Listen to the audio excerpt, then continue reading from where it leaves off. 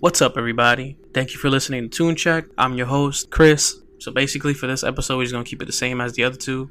Talk about the singles that came out. I'm gonna do quick shout outs for some projects that came out, and then I'll do my album reviews at the end. So before I get into the singles, I just wanted to shout out Will Smith. He dropped a song called You Can't Make It. It's featuring Friday and Sunday Service. It's a motivational song, but it's actually really good. So check it out, if you want some positive vibes or if you just want to uplift yourself, And shout out to Will Smith, he's a GOAT. But now we're going to get into our singles.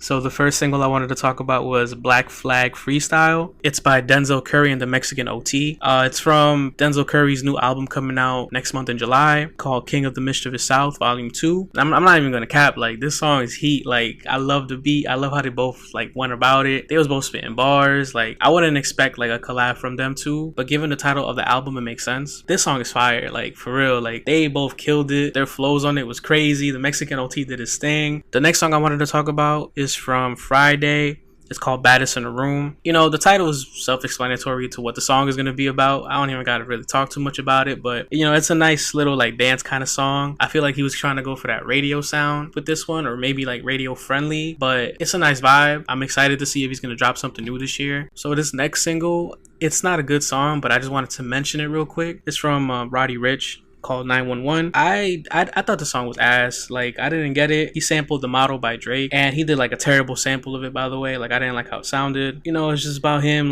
wanting to fuck a girl. It was just weird because of how it sounded and how the sample was. It was just funny to me because Roddy Ricch was Team Kendrick, but then he samples a Drake song. I mean, I don't really care. I listen to Kendrick and Drake. His last single, Survivor's Remorse, was really fucking good, but he did the exact opposite on this track. People was talking about oh, Roddy Ricch is coming back, he didn't fall off, but it kind of sounds like he did a little bit because 911 was not it. Hopefully he surprises me with his next album coming out, so we'll see what happens. But so back to the good singles. The next one is from Offset and Gunna. This one is called Style Fire. It was pretty good. It isn't better than Prada Them, from Gunna's album, but I still fucked with it. I don't necessarily think that it has too much replay value. I'll probably see myself listening to it a few times, but not constantly wanting to listen to it. But I can see Offset dropping an album pretty soon, or maybe him and Gunna might do a collab album later on. I could see that because they both kind of have similar sounds and similar styles, so you kind of already know what it's gonna sound like, but I wouldn't mind it. Then the next song is an R&B song from Jeremiah with Bryson Tiller and Chris Brown. It's a collaborative song. I was hyped for this because Bryson was a feature on it. He's been killing it. His last album, Bryson, was honestly, that was my favorite album of the year so far, R&B wise. I don't think anything's gonna top that. That album was just lit. And then Chris Brown, GOAT. So I was hyped, I'm damn, we about to get a song from the three of them. It's lit. I don't really care too much about Jeremiah because the verses he did previously with Ray J and Omarion, it was ass. He kind of fell off a little bit after that for me. But overall the song was cool. I was just a little disappointed. I expected more from Bryson. He delivered such a great project, and I feel on this song he didn't really do his best, but that's just me. Like I said, Jeremiah didn't really care for it, but I was kind of hoping he maybe tried a little bit more. It is what it is. And then Chris Brown low-key kind of saved the song because he had a better verse and a better flow on it and everything. But regardless, it is a song that I would listen to. Then the next song after that is from Chance the Rapper, Stars Out. So Chance, shout out to Chance. He's been on a run with his singles recently. He's been doing real good. I'm happy that he's actually back and releasing quality music, fire music. This song wasn't too long. His delivery and his approach to the song was just straight up fire. He's doing a really good job of building up hype for this new album that he's gonna release soon. So I'm looking forward to that because I don't know what happened to Chance. I could definitely see him coming back into the scene and delivering a really good project. Because Chance is a really great artist. So I really want him to shine a little bit more than. I'm not saying that he didn't have his moments. He did, but I just want him to have more. So I'm looking forward to that. After this single, the next song is by Trippie Redd. It's called Bando Kid. So this song, it was only good to me because of the rock elements it had. I feel he did a good job mixing both of the sounds, but his lyrics on this song was just low-key trash. It wasn't really delivering what it was supposed to or give what it was supposed to.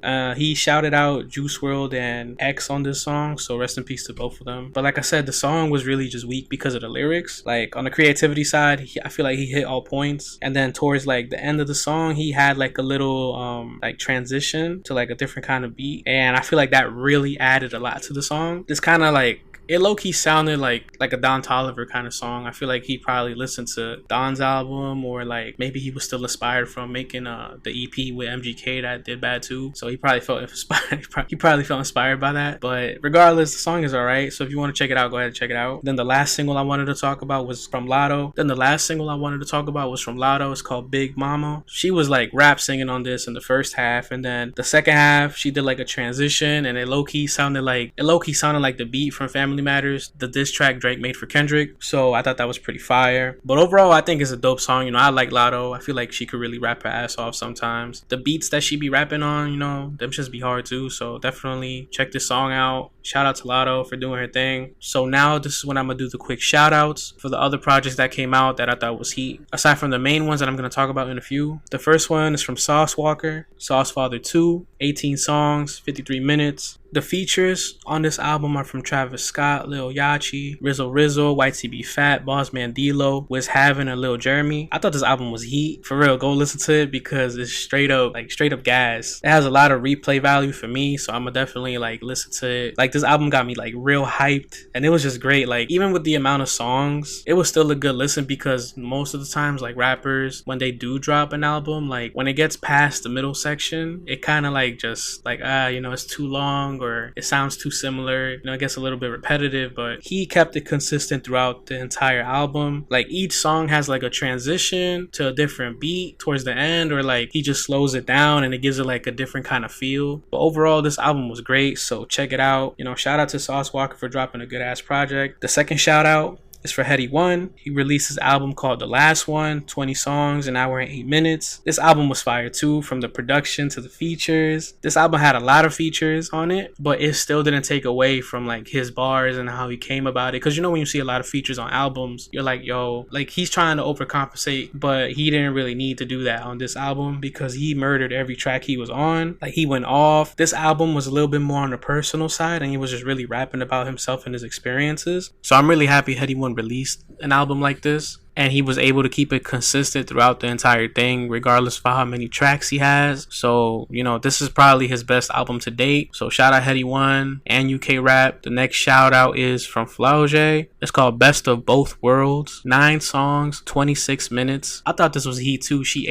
She killed this. Like, every track she was on, she killed. She had bars. She only has 3 features: NLE Choppa, Too Rare, and Lil Wayne. You already know Lil Wayne is one of the GOATs. So, and they definitely went bar for bar on that song. This is a mix of like feel good songs to hype songs, and then some personal ones, which is cool. You know, shows some versatility for her. So check it out. You know, run it up for her. And then the last shout out is for Una Mia. It's called Airborne. This is an R&B album. 7 songs, 21 minutes. This is actually her first album. She has a few singles that she released prior to this, but this is her first actual project, and I actually really liked it. It was giving her mixed with Sabrina Claudio kind of vibes. I don't know if that makes sense, but I liked it, so check it out. You know, from the melodies, the harmonies, and her voice, like, she does a really good job of blending all these sounds together. The tone of this album was very like emotional. Please check it out, because this is actually a really good project. So that was it for the shout outs. You know, since we're talking R&B, we're just gonna slide into our album reviews. The first one being Lucky Daye. He dropped his new album called Algorithm. 14 songs, 61 minutes. At first, I was like, what kind of sound is he going for? But then as I listened to everything, it was honestly really good. So the first song on this album is called Never Leaving You Lonely.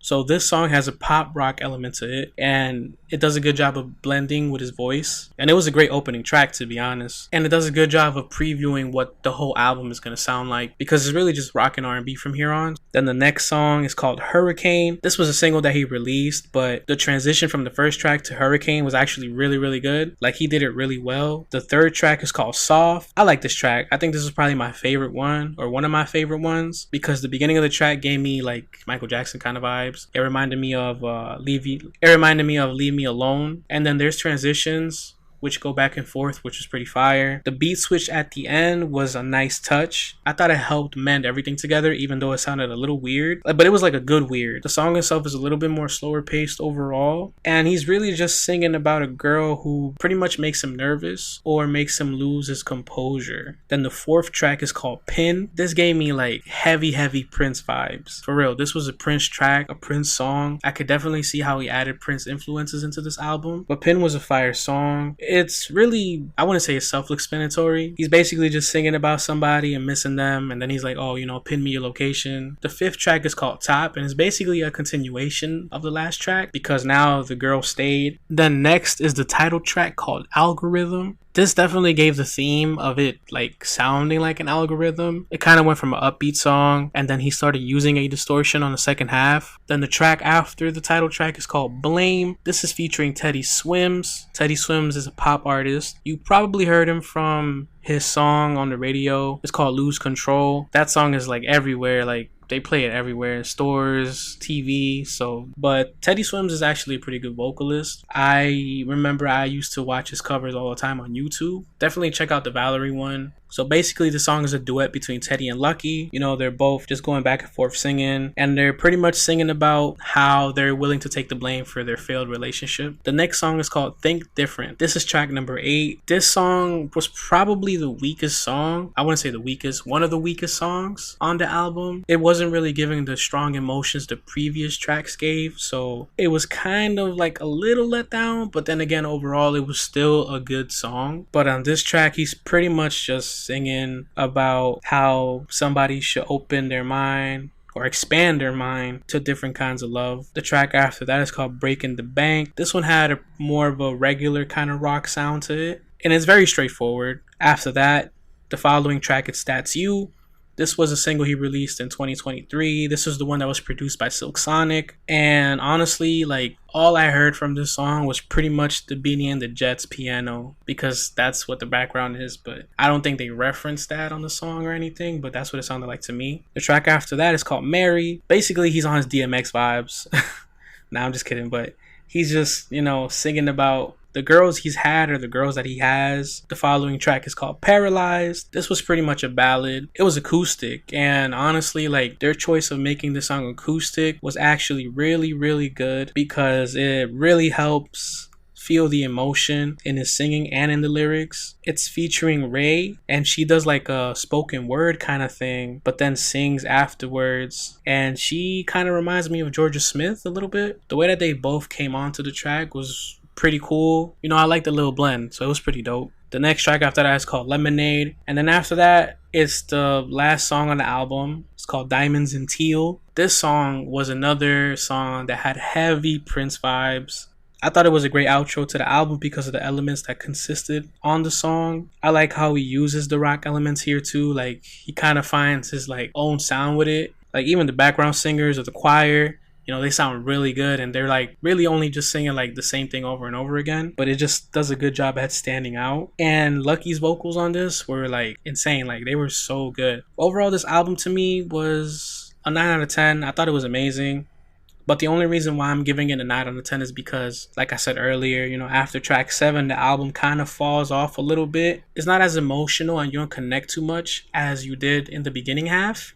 Like, not all songs after track 7 were like that. I love how he experimented with rock and found his own sound. This is probably my top 3 favorite R&B album of the year. You know, Bryson being number 1 and then Sir being number 2. So shout out to Lucky Daye. But overall, like, this album was great, and I like what he delivered to us. And the final album that I'm going to review is from Megan Thee Stallion. She dropped her self-titled album Megan. So I'm going to start off by saying this. I am not the biggest Megan fan. You know, like, I always found that she had the same kind of flow, and like sometimes I'm like she could rap, but it's not like nothing crazy. But this album definitely like proved me wrong. Like, it was a surprise. I actually really enjoyed this album. Like I said before, the album's called Megan. 18 songs, 52 minutes. The first track is Hiss. So if you don't know about Hiss, this song dropped in January, I believe. This was the song she used to diss Nicki Minaj. You know, she got a number 1 because she dissed Nicki Minaj. If anybody else feels differently, just comment, hit me up, we could talk about it. But she got a number 1 from Nicki Minaj.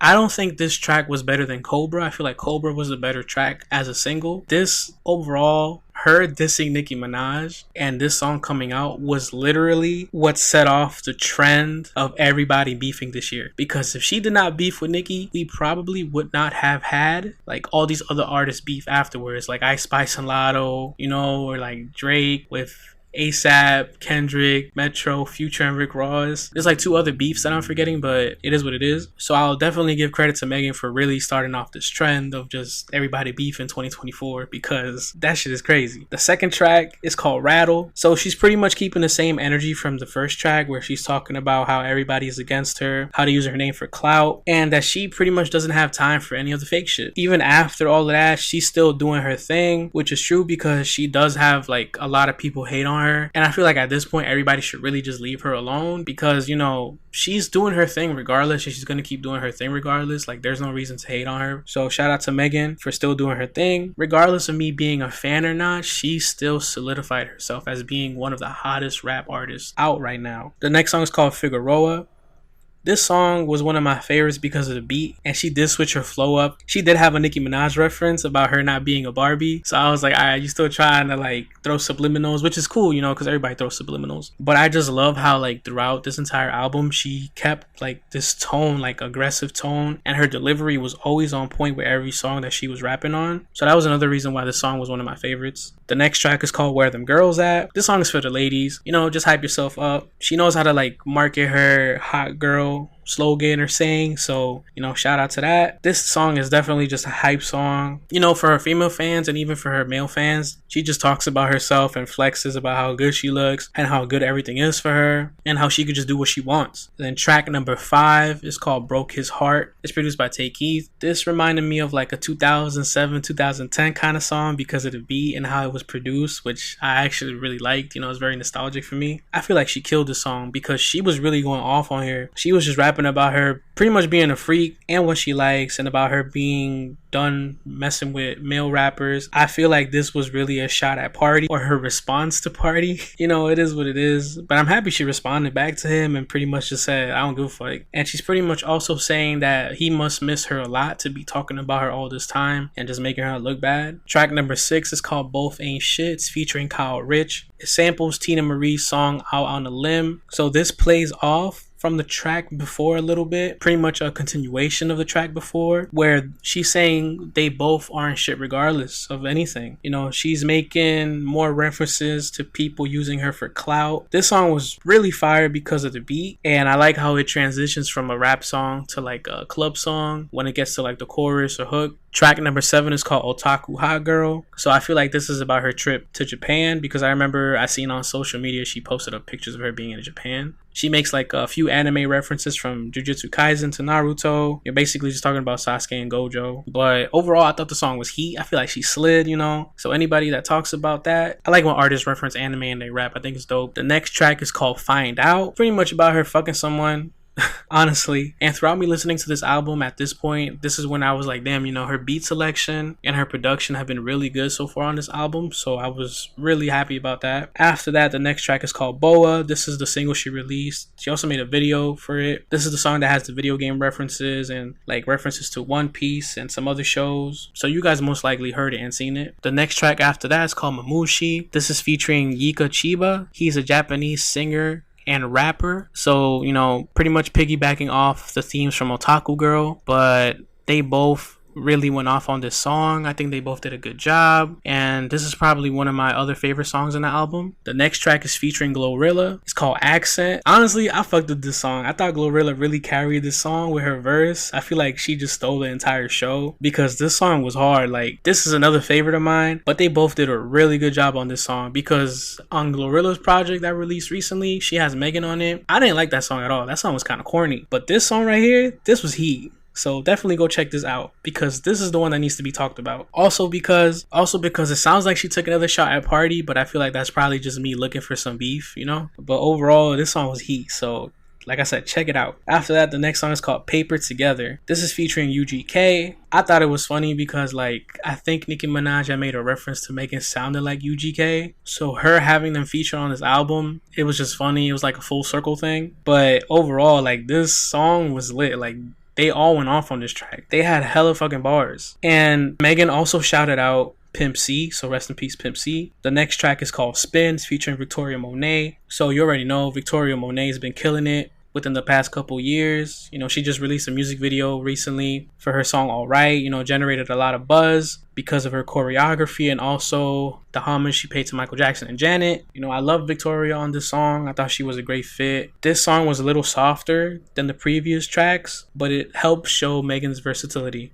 And then the next track is called Downstairs DJ, produced by Honorable C Note. This beat was fire to me. I enjoyed it. Meg slid on this, and you know, like, the title track pretty much talks about what the song is. I'm not really gonna get too deep into it, but just go listen to it. You know, it speaks for itself. But she has hella bars on this song though, so check it out. After that, the next song is called Miami Blue. She pretty much was rapping about like the things that she touched on in the earlier tracks about people against her and, you know, using her name for clout. This was a little repetitive, but regardless, it was still a good song, so I'm not gonna really knock her down a peg or nothing. After that, the next track is called Worthy. This was where she showed like her pop side because it was a full-blown pop song, but it was good to know that she could touch other genres and still make a decent song. After that, the next track is called Moody Girl. This was more of a personal track, you know, the title gives it away. It still has similar lyrics from her previous tracks, you know, about people using her and people going against her, but she definitely like showed more emotion on this song regardless, you know, because she's speaking facts. You know, from everything she's been through, she's still strong and doing her thing regardless of what people are saying about her, how people try to knock her down. This stuff does affect her because she's been vocal about it before, but it's good that she's putting it into her music and still showing that vulnerability that people want to see, because, you know, everybody goes through things, everybody hurts, she's willing to relate and other people are willing to relate to her. But regardless of all that, she's still out here doing her thing, and like I said, like, she's one of the people on top of the rap game. I'm not gonna deny that. Nobody could deny that. Like, you could see it within the past couple years. She's really made a name for herself. And then on to the last song on the album. It's called Cobra. This was a single she released first to promote this album. I've always liked this track because of the guitar on it. I thought the song was heat regardless. I thought this was the better single. But overall, you know, this album caught me off guard. Like, it really surprised me. Like, it was actually really good. I love how she kept the themes of snakes on it. And she's pretty much just empowering herself through everything to stay on top and to stay in the position that she is. She goes at her haters on this album and expresses her feelings about a lot of things. Her versatility on this album was pretty lit. I love her delivery on every track, like, you know, that aggressive tone she has, like spitting real bars. The beats were so good. The production on this album was good. Honestly, this album is a 10 out of 10 for me. I didn't expect it to be this good. So definitely shout out to Megan for dropping one of the best albums of the year, to be honest. But that's it for this episode. Like I say all the time, like, follow, comment, subscribe. I'm on Spotify, Apple Music, you know, listen to the other episodes that dropped before. I'm dropping an episode every week, so stay tuned. Thank you for listening, and I hope you guys have a great week.